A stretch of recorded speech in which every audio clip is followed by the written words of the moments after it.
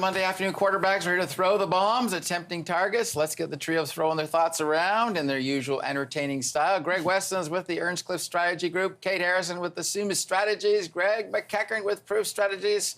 Carl Belanger's golfing somewhere a lot warmer than here today. Let's get nice. My condo, by the way. Anyway, let's get going. You dangled a little possibility you might have some intel to share about the shuffle. Spill it. Well, there's a lot of speculation going around town, and the old line is those who know don't talk, those who talk don't know. I'm going to talk anyway. I would play the game two lies and the truth. And I think the speculation from what I hear about environment and climate change being split up, I don't think that's going to happen. I think they're too invested to have them both in the same department to make plus a major shift in minority. I think as well the fact that there may be a giant cabinet increase in size with some special surprises for Alberta and Saskatchewan, I wouldn't count on that either. I think the people in Alberta and Saskatchewan made a choice, but I think the Prime Minister knows that he has to be the one that is doing the outreach to them, not some senator who's going to save the day. And then the truth, I think, is Minister Morneau will stay on at finance. They need, at an unstable time, to show stability to Bay Street, to the business community. And in Canada, we don't have a history of changing our finance ministers a lot. You look at Paul Martin or Jim Flaherty, they stayed in the role for a long time. So that's what I'm hearing. I could be absolutely wrong. Well, no, I mean, I think in Morneau, you look down the list of bios of the incoming class, and there really isn't a lot with Bay Street depth at all, like Morneau does. So, all right, Kate, what do you think of his spec, and what do you got for by way of speculation? You're asking the Conservative what they think about the Liberal cabinet shuffle? Yeah, that's brave. In advance, 2 days in advance. Yeah, great. I think Greg's probably right. I suspect a lot of musical chairs happening. So familiar faces probably not returning to the same roles, probably with the exception of Bill Morneau. I agree. I think looking at the roster, there's not many other people that you could move into that role. And conversely, there's probably nothing else that he would want that would keep him happy and sticking around for a little bit. So that's a consideration as well. I'm very interested in two not sexy but very important positions, which is government House Leader, particularly in the minority. I think it has to be somebody from Quebec because of the strength of the Bloc Québécois. The second is escaping me now. Intergov. That's the one, again, typically it's kind of a throwaway position, but with Western alienation now, I don't think that that can afford to be the case. Okay, the oracle that knows everything, Greg Weston. Bigger cabinet, different people coming in, a lot of fresh faces, or do you put the same ones and replace Goodale and Sohi with someone new, and that's about it? I think the big difference in this one from the first cabinet, in the first term, Don, is this is a minority. And this is not a place where you bring in people with training wheels. Yeah. They have to land. They have to hit the ground running. There isn't a whole lot of, this isn't a on-the-job training taking place here. Mm-hmm.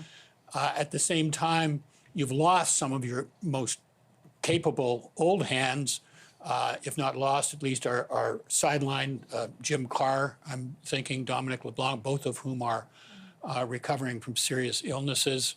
Ralph Goodale is another one. Those are the trusted, true hands which normally would have been put in these senior, some of the most senior roles. They're not available, so they have to be replaced. I agree. I think Morneau stays there because the first thing that a prime minister does with a new cabinet is keep Bay Street calm, whatever that's going to be. Bay Street may not like a lot about Bill Morneau, but they certainly like more than a lot of the options. I think one of the mystery person is going to be what happens to Chrystia Freeland.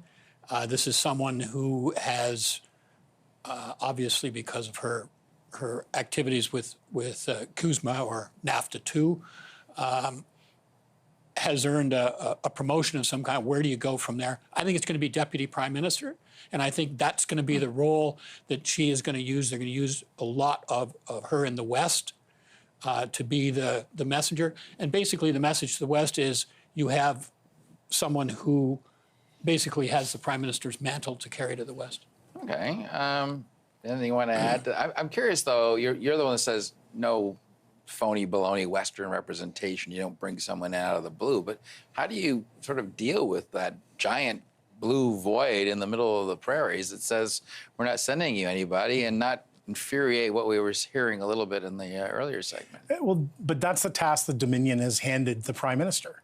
Other Prime Ministers have had similar, and his father probably had something very similar.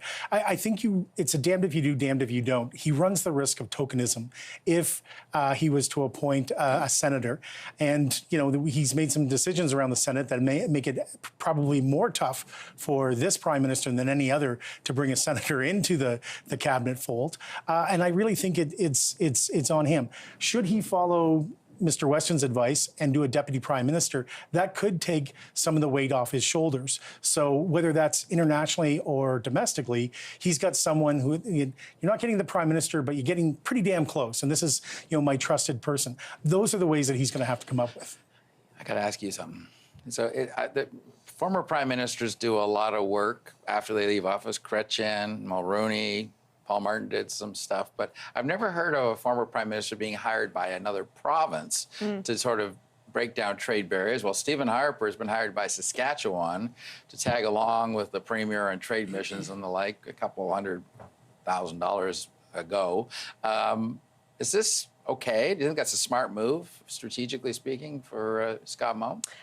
Yeah, I don't see anything wrong with it because the Prime Minister has the former Prime Minister has a pretty good track record of getting trade deals done.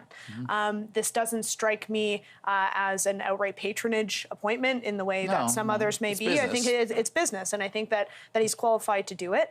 Obviously, both parties will want to be pretty careful about what's said abroad because things in the West are so hot right now. But I think if you're looking for somebody to kind of take on that challenge that is level-headed and calm and very careful in what they say, it's probably Stephen Harper. Greg, have you seen that before? I've never seen that before. There's a little bit of richness for those of us who remember when Stephen Harper first came to office in his first government.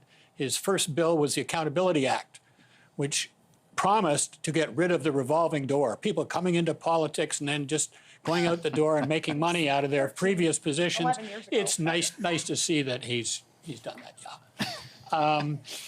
He's got a point, though. Like, ministers can't go out and lobby. He's still within the 5-year. Yeah. I mean, if it was ethical then, it shouldn't matter how much time. If it was ethical then, it's ethical now. I get a kick because there's a lot of people that were Harper cabinet ministers that were against lobbying, that became government relations consultants, that were against cannabis, that are now on the board of cannabis. It's easy to say one thing when you're in government. People like to have a paycheck at the end of the day, too. I don't fault someone for that. Yeah. Okay. Listen, guy's got to make a living. That's absolutely. okay. I'm not saying that, but this one's just a little bit rich. Very quickly, there's a mess in the Senate. This progressive Senate group that we profiled last week is gone already. And there's defections and resignations from conservatives and stuff. Is this place going to get anything done, Greg McEachern? Here today, gone later today.